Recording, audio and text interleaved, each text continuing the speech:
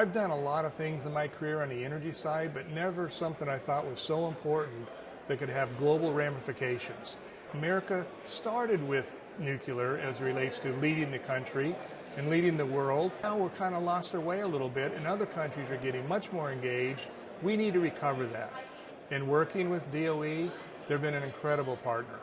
And the Department of Energy understands we need all forms of energy, and we need nuclear for energy security, non-proliferation. They're also now picking up on the next wave of the Gen 4 reactors. We need to be able to have these technologies up and running. It's going to take government intervention.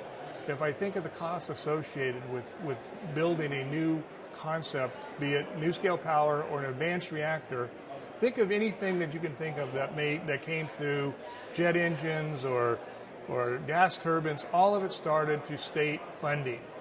And we need it to get a lot of this new stuff that things 5 years ago people didn't even consider.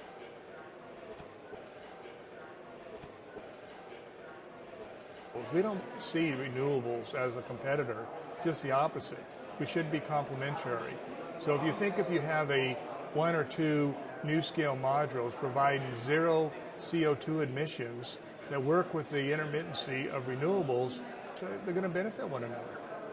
You need the diversity of supply to keep prices lower. And if coal is in fact getting phased out in this country, who's going to replace it? Our sweet spot for the SMR is coal replacement. We fit perfectly to go into an existing facility that already has the infrastructure built out to use small modular reactors. Digital technology going forward is going to be incredibly important in this industry. In fact, our control room is entirely digital. If you look at global demands, and we hear the numbers spoken every day, 1.3 billion people with no electricity, 2.5 billion people with not enough electricity. Think of the loss of life and social unrest by not having electricity. So when you look at the applicability of a small modular reactor to go into an area, let's say that's a remote location in Africa, and provide people electricity from a very small grid or no grid at all, it's going to be incredibly important. And the applications of potable water, there are going to be wars fought over water. You see what's happening currently.